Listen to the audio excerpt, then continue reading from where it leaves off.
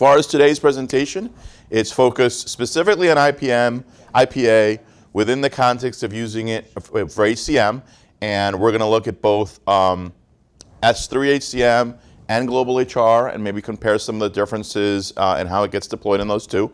Our presenters today, you guys have seen often Mr. Jeff House, who's presented IPA in the past, and Mr. Jerry Stolfus, who's also presented an IPA in the past. Very excited to have them, and without further ado, I give them the floor. Welcome everyone, and thanks for attending. So as Keith mentioned, we're going to go through IPA for HCM and kind of compare and contrast and look at some of the differences between global HR and the legacy Lawson S3.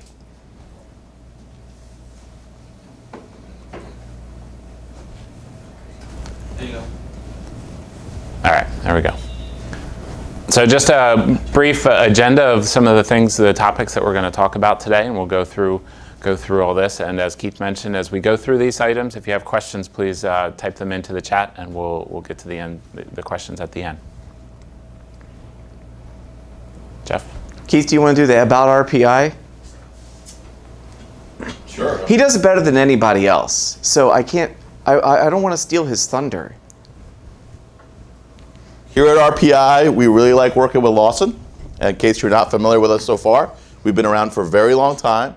We have a whole slew of consultants, and we really love doing IPA projects more than just about anything. These guys jump at them whenever they come up. So if you need any help with any of these things, be sure to reach out to us. Thanks. All right, so as I mentioned earlier, we're going to compare and contrast a little bit of the two different versions of HCM that we have right now. Of course, we've got the legacy Lawson S3 product and the new global HR product. So we're going to go through and highlight some of these things, talking about personnel actions versus action requests in global HR, and go through and show you those. And then also, if you recall, whenever you want to use IPA with S3, you're going to have the pre-delivered services that you have to turn on and off. And there are only a select few within the HCM suite that are by default available to you. And then also the flows that you do have to deliver from scratch yourself. There's a couple samples, but generally they don't do everything that you need it to do to make a full HR suite. So one of the big things that we want to focus on during this session is how to turn on personnel actions, PA52s from the S3 side, and make them just a little bit snazzier for your managers to view. And to contrast, on the global HR side, the flows come delivered with the application. There's a whole slew of services and those delivered flows that you can then take and tweak and configure to meet your company's business process. We should have done the Siskel and Ebert. Yeah. So we're going to touch a little bit on personnel actions. So when we are dealing with PA52s, we all know that PA52s are customized based on the data items that you need to present in your personnel actions. Actions are defined on PA50, and in order for you to use IPA with personnel actions, you have to have a service defined with the same name as your action code. So in this case, we see that promotion is the action code on PA50. What we also need to have defined over on the landmark side is a service called promotion. And then we probably want to put all of the action variables in there ourselves. Easiest way to do this is with an upload with Spreadsheet Designer, so that we don't have to type all those in. Let's say I have 10 actions, one promotion, one job change, one salary. Each one of those is going to need to have the variables uploaded, so I can use my control space clicker within the IPA interface. Now the PA52 screen, we all know and love it. It's a little bit clunky. You know, like we can even see on here that some of these fields may mean something to us who use the system every day, such as we might know that HQ-CIO means headquarters CIO. But a manager out there may or may not know what that position code means. And so just to give them the base data doesn't really give them enough. We've got to give them a little bit more. We want to show them some descriptions. And also, we don't really want to have to code everything around all of these PA50s because they are customizable. We might move fields around. So a little bit later on, we're going to show you how you can take some of this base setup and turn it into something that's very dynamic for you to use within IPA and also a little bit prettier to present to your managers. But the global HR side kind of has this all built in for you. Yeah, so I mentioned that a lot of the action requests within global HR are built in and come pre-delivered with flows. So you can also create, similar to PA52 within global HR, you can also create your own custom action requests. So this is done using the configuration console utility, where it then allows you to define your service and point that then to a flow. So you have that all set up, and those actions then that you create can then be added within the application on toolbars and menus and things like that, so that your users can access those custom actions. And the beauty of this is you can create a custom action for anything. So maybe you're creating a custom action because a user gets a company car and it has to go through an approval process and things like that. So I want that job. Yeah. So all of that can then be, like I said, associated with a process flow that goes along with it. All right, so as we talk about approval flows and looking through your process flows, you can, then all of that gets routed through the in-basket for approval. So there's a couple options, but in-basket is one of those options. And we'll talk about some other options and how your users can approve those actions. But we look at the in-basket, and there might not be all the information there visible on that main screen. So with the global HR application, configuration console is the answer, where you can move columns around and move items around. If you're running IPA for just your S3 product line, however, the delivered out-of-the-box configuration does not allow you access to the configuration console. So you do have to then go through and add yourself to the appropriate security so that you can see that. So in this particular example, you can see that within global HR, everything is based on effective dates. So in the in-basket natively, you don't see the effective date. So if your HR staff want to see that effective date, you can then use the configuration console to add a column to that list so that they can process their work more efficiently. And as I mentioned, it's the configuration console for a standalone S3 product line in IPA is not available. You have to go in and modify the security. The security class is there, it just needs to be added to a role to users that have that role. So if you see on here, one of the things that I talked about just a few moments ago on the S3 side was the look and feel of a standard PA52. Now, Jeremy talked about using the in-basket as a method for doing your approvals, and now we're going to shift over and look at using email as a method of approval. And email is a wonderful, wonderful way to limit, having to log into a separate application, because most of the managers probably aren't using these applications too often, maybe for self-service on either side. But generally, it's a quick and dirty way of saying, hey, look, I have all the information in front of me. Yes, I approve. No problem. So what we've done here is we've taken any action and being able to format it with HTML to present it to the manager to say, here is your at-a-glance of what I want you to approve. Go ahead and do it. Now, the best way that you can accomplish this is by using the dictionary defined in your for every action that you have. So if you use the PERSACT type in PA Dict. PERSACT type is your PA50. PA Dict will have all of your field keys. You need to have those field keys as to what fields are located within your personnel action. Because remember, a personnel action is built based on the fields that you want to display. So this particular email that you see here was built dynamically with no hard coding, and also it was used for various other personnel actions. Same flow going across multiple actions, giving this type of display. Now here's how you do it. Here's how you build this email. First thing you're going to do is up here, you're going to have this build a message and build out your header. Grab your reason code descriptions, grab your employee names, grab some things that really make a lot of sense to a manager that wouldn't be on there. 101-205 it doesn't mean anything to anybody, but whatever this person's name is, something Courtney something. You know, my last name was House, and I wanted to name my daughter Courtney, but then somebody told me that she could be called Courthouse, and so I abandoned that very quickly. I digress. So your overall inquiry to PA52, instead of using a data query, use an inquire to PA52 and use the transaction. Because the PA52 pulls back everything you need. It has the field keys, it has the item name, it has the old value, it has the new value. It'll save you from looking around in a whole bunch of different tables. You know, normally when I do any sort of IPA training, I'm like, you know, use the database tables directly. Don't inquire on the form. But in this case, I have to kind of go against my own better judgment. It works very, very well. So now you just start getting into which fields do I need to render for the description. In this case, I show you an example of the PA position in the job code. I want to get a position and job code description because on the PA52, all I have is the code. The code doesn't mean anything. We need to see the description.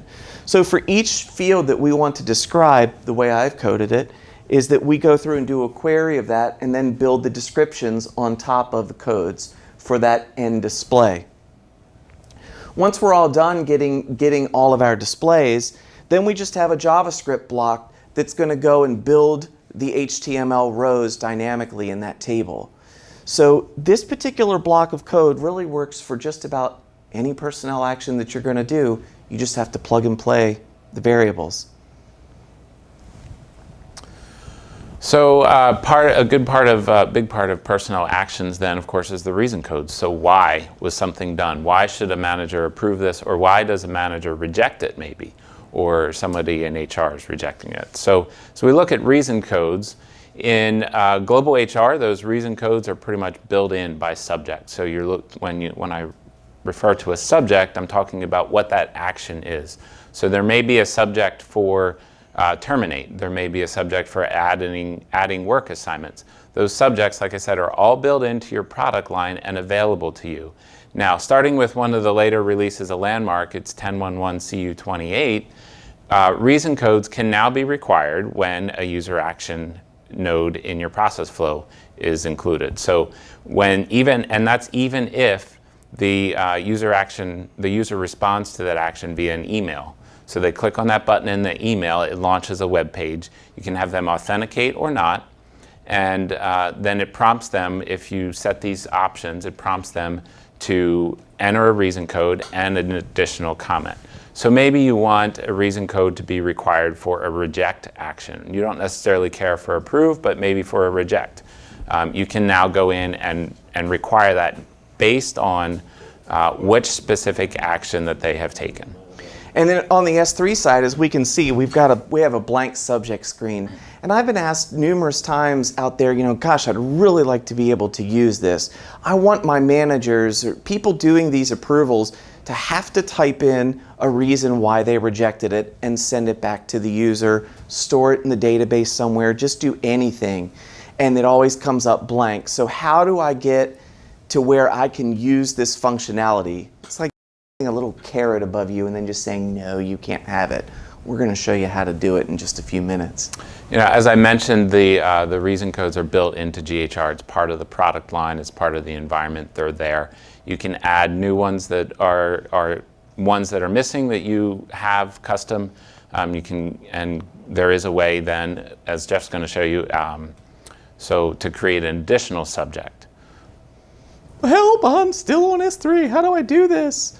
Well, you do have to get into the configuration console. Jeremy told you just a moment ago how you can set up the security to allow you to get into the configuration console. You just have to set up a role within Landmark and then assign that delivered security class to it. It's a pretty simple change.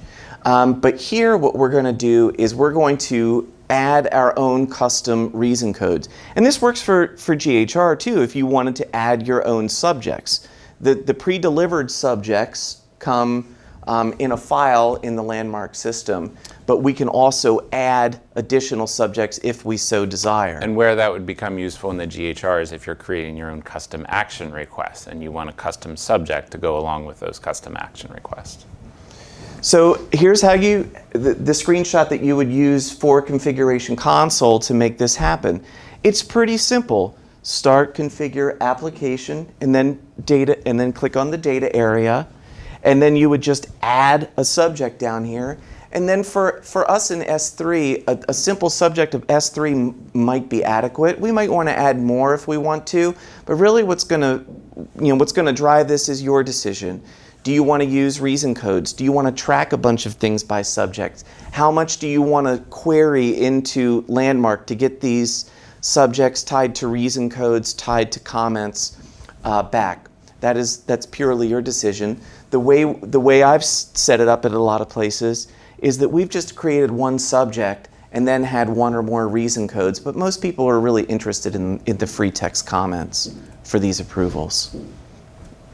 So lo and behold, look at that. We now have a subject for our S3 product line. Beautiful. That's really all there is to it. Not that much. You can do it very, very simply. All right. So now if we want to add our own reason codes and tie them to a subject, reason codes are optional. You can add them. You can leave it alone, where you could just make it to where the free text comment appears. But we can tie specific reasons and then either force the end user to select a reason code, or they can optionally select it, or you can just leave it alone. The decision is completely yours.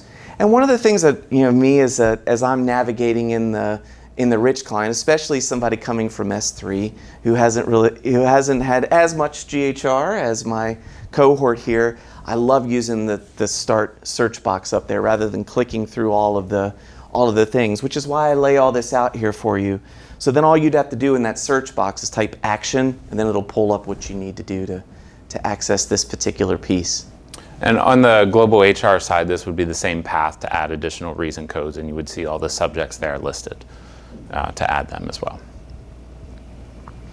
So now, in our email message, we have to make sure that HTML content is enabled, and we allow our actions by email.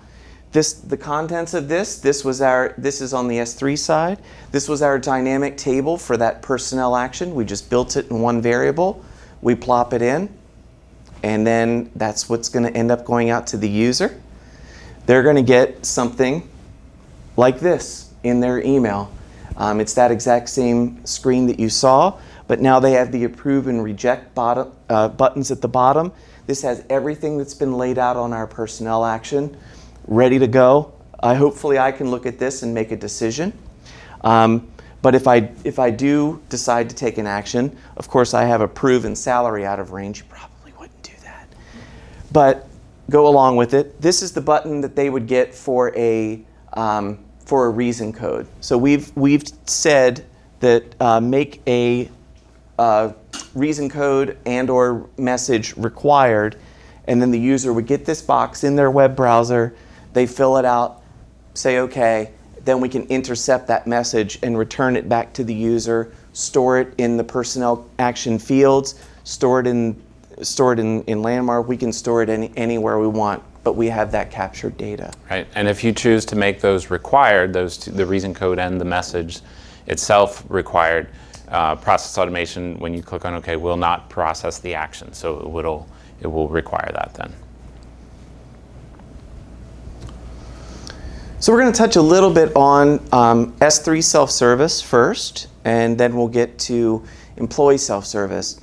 Now, we all know that there are some built-in hooks with employee and manager self-service, such as direct deposits, address changes, things like that.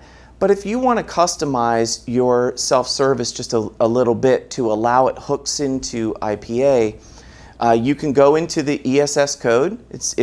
It's not too difficult. And if you make a transaction to the WFWK screen, then you can call IPA from anywhere.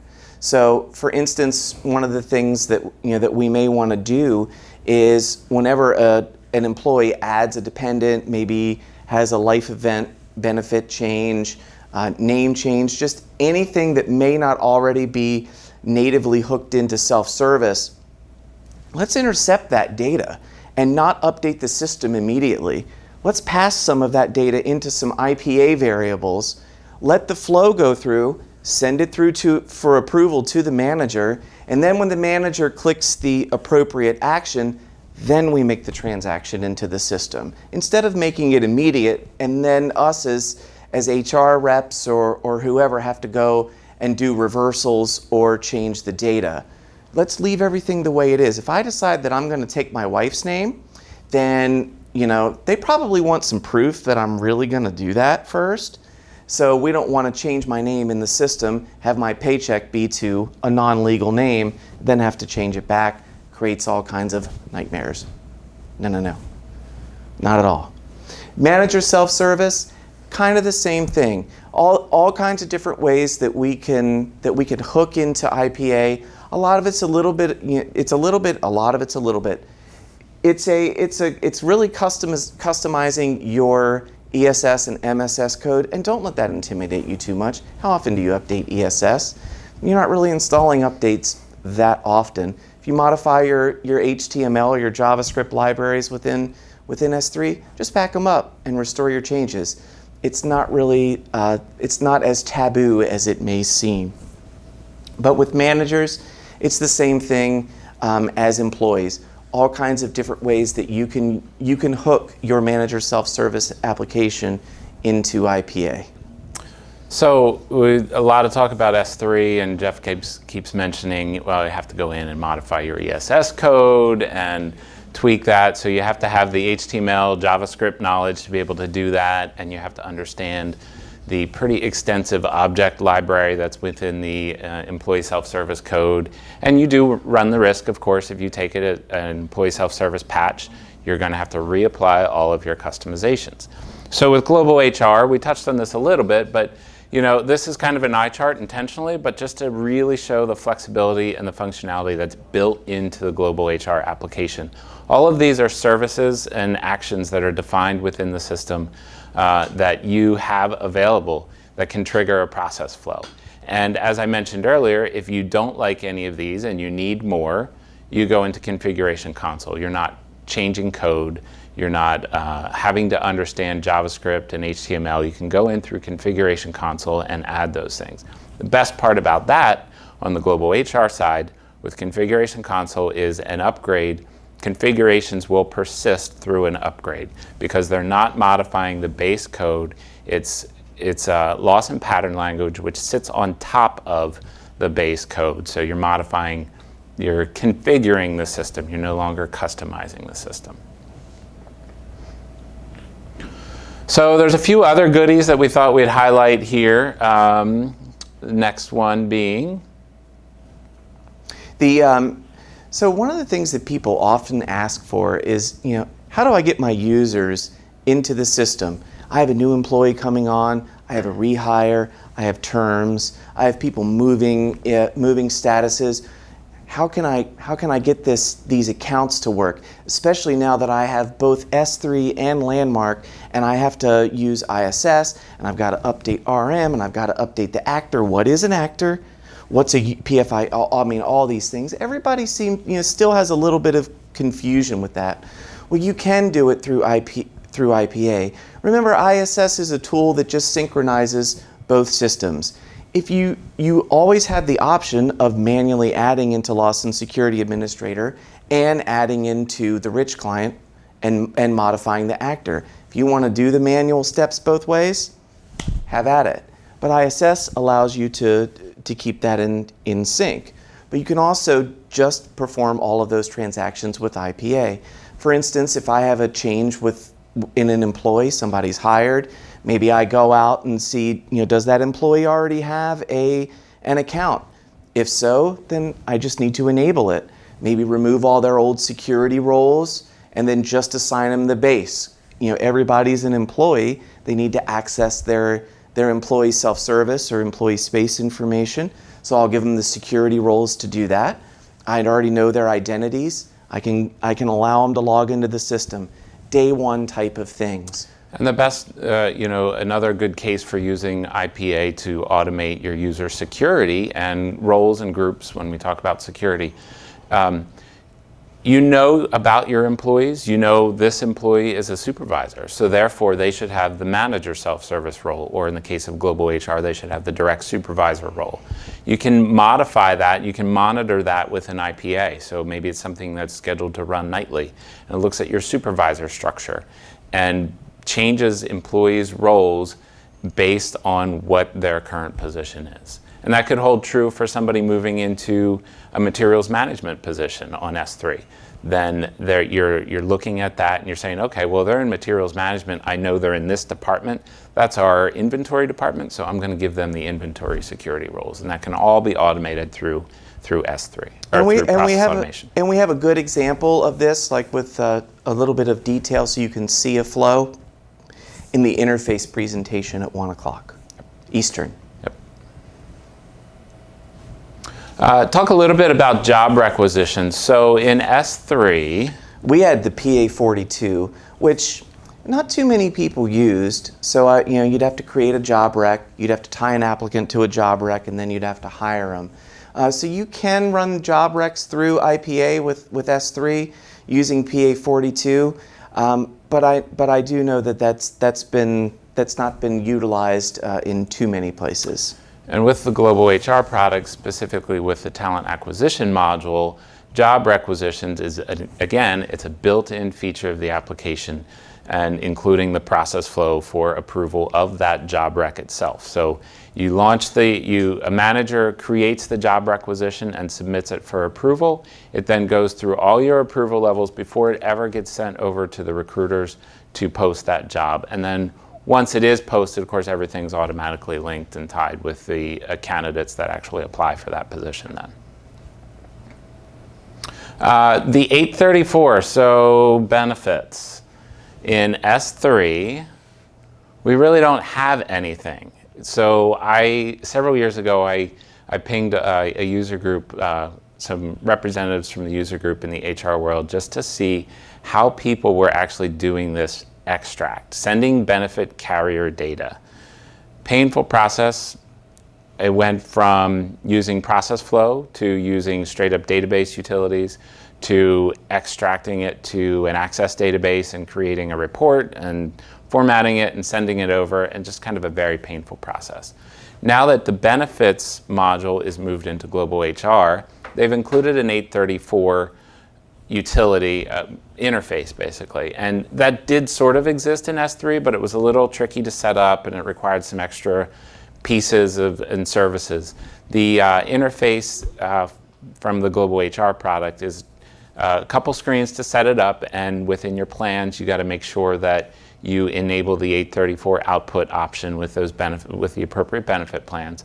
But then it is a pre-delivered process flow that creates that 834 file that you can then send to your benefit carriers.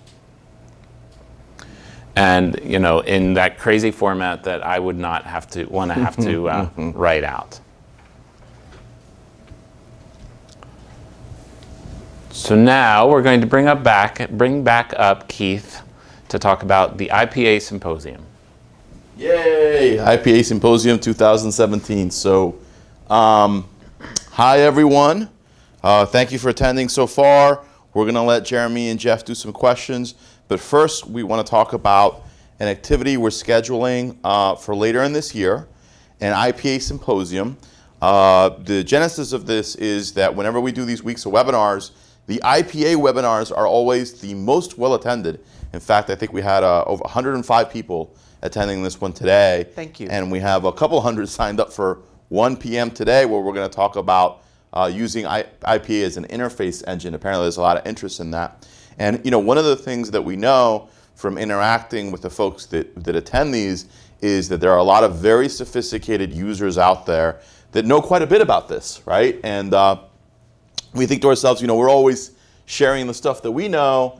There's a lot of information out there in the community. And so the concept of this symposium is to bring people together to collaborate and teach each other, right? And it's a very specific subject, but it's one for which there's clearly a lot of passion out there in the Infor community. So that's what the IPA Symposium is. Right now we're looking at tacking it on right at the end of the Southeast Mega. So the Southeast Mega is going to be in September, the third week of September. And as soon as that's done, the very next day, we're planning to have an IPA Symposium in the same place. It's Charlotte, North Carolina, and it's going to be at the same Hilton Charlotte. So if you're already going to the Southeast Mega, you can just stay the extra night, and hopefully this will be a great event.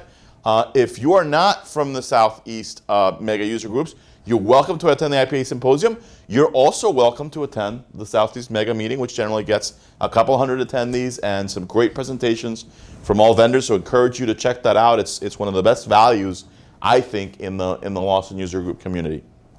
What you can do right now for us as we're trying to figure out what this is going to look like in terms of size and so forth, is if you have any interest on our website, www.rpic.com/IPA Symposium, and we'll be sending this out in a follow-up email, so you don't have to remember that exact URL. We are trying to capture what the level of interest in participating might be out there in the community, right, so that we can coordinate stuff like hotels and other logistics. And we're also looking for folks that want to collaborate. I mean, anyone out there that's done cool stuff, let's find vehicles for you to be able to share that with the community. And we're looking to sort of break free from the tyranny of presentations and maybe even do some collaborative stuff. We're talking about maybe having some sandboxes in there, more of a group dynamic, more showing how to do some things. So we're very excited about it, and we're very open to how to make it work. So we're looking for as much feedback as we can get. So obviously, if you have a few minutes, you have some time, it's like 6 questions that we're asking to gauge interest and ideas, and very excited about it. Hopefully it goes well, and we can improve upon it in years to come. So IPA Symposium on our website. We hope you're interested in participating and or collaborating. And with that, I'm going to let Mr. Stoltzfus and Jeff take some questions from you, assuming that we have some going on here.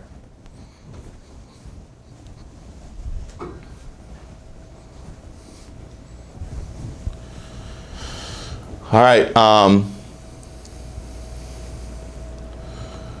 So this is more of a statement than a question, but again, it just shows how much the users out there know.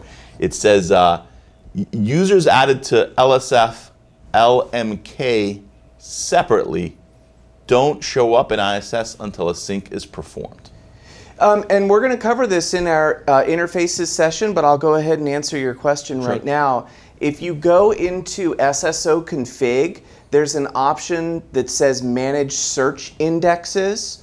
And if you go in there, you can either try to do the rebuild something index. It's like option 4. I can't remember exactly what it's called. But option 1 would do a full rebuild, which could take a little while. But try that other option that's below it, and then see if that will work to get your user to show up in ISS. I know exactly what you're talking about. So it's a way to get it to trigger that sync, or it's just pushing out the one user?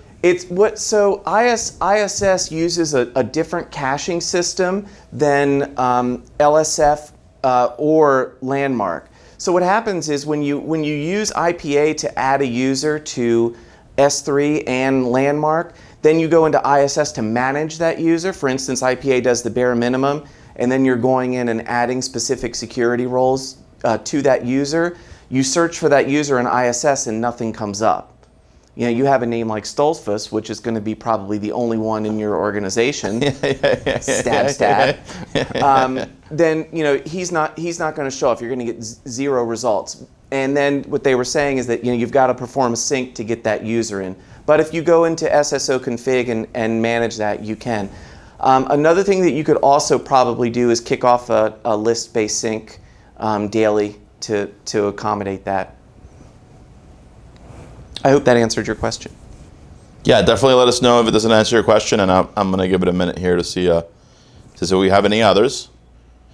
We always say the sign of no questions is a perfect presentation.